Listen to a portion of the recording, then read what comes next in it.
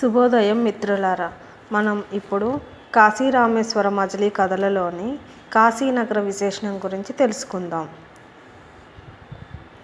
నాయనలారా, కాశీనగరానికి మరొక పేరు శివరాజధాని.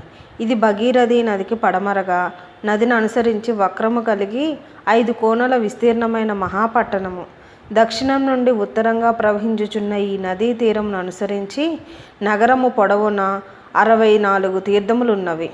పూర్వం దక్ష ప్రజాపతి తన పెద్ద కుమార్తె అయిన సతీదేవిని శివునికిచ్చి వివాహం చేశాడు. కానీ ఒకానొక సమయంలో అల్లుడి మీద ఆగ్రహించిన దక్షుడు కుమార్తెను కూడా పిలవకుండానే మహాయజ్ఞం చేయనారంభించాడు. పిలవకపోయినా పుట్టినింటి మీద మమకారం చొప్పున పెనిమిటి నొప్పించుకొని చూడవచ్చునని సతీదేవి పరాభవం పొందినందున యోగాగ్నిలో పడి చనిపోయింది.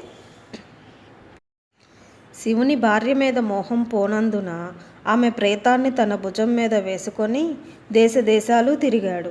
అది చూసిన విష్ణుమూర్తి యోగమాయచే సతీదేవి మృతదేహాన్ని ముక్కలు ముక్కలుగా చేశాడు. అప్పుడు ఆ దేవీ ముఖం ఈ కాశీ పట్టణంలో పడినందున దీనిని గౌరీముఖం అనే పేరు వచ్చింది. ఇప్పుడిది ముఖపీఠం అయ్యింది. ఇచ్చట దేవత పేరు కాశీ విశాలాక్షి, కంచి కామాక్షి, మధుర మీనాక్షి ముగ్గురు ప్రఖ్యాతి గల దేవతలు. అటులనే కాళికాదేవి వెలసిన మణిపూర్ నందు వెంట్రుకలు పడినచే అది కేశపీఠం అయ్యింది. జ్వాలాముఖి దేవత వెలసిన పంజామునందు నాలుక పడుటచే అది జిహ్వపీఠం అయింది. నాయన, దేవత వెలిసిన పంజామున కన్ను పడిన చోట నయనపీఠం అయింది. మీనాక్షి దేవత వలె వెలసిన మధురమందు కన్ను పడిన చోట నయనపీఠం అయింది. విమలాదేవి వెలిసిన జగన్నాథమయమందు కుచము పడుట చేత స్తనపీఠమైంది. హిందూలాదేవి వెలసిన నగర నైరుతి భాగమందు పొట్టపడిన చోట నుదురపీఠమైంది. యోగాదేవి వెలసిన ద్వారకయందు యోగపీఠమైంది.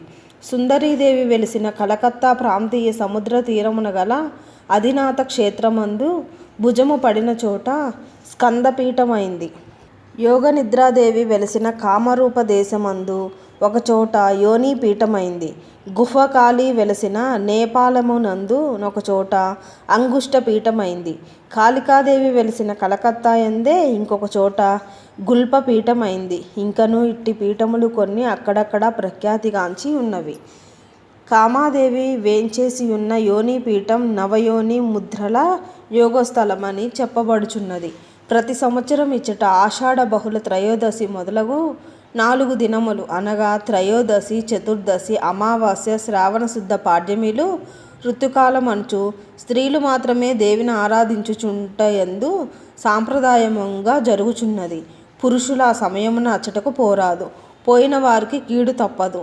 ఈ మహారీసి క్షేత్రములకు రాజు విశ్వనాథుడు, మంత్రి బిందు మాధవ స్వామి, క్షేత్రపాలకుడు భైరవుడు, గణనాయకులు లేబదార్గురు, ఇచ్చట లేని దేవతలు, తీర్థములు, మహిమలు మరి ఎందునూ లేవని పురాణాలు చాటి చెప్పుచున్నవి.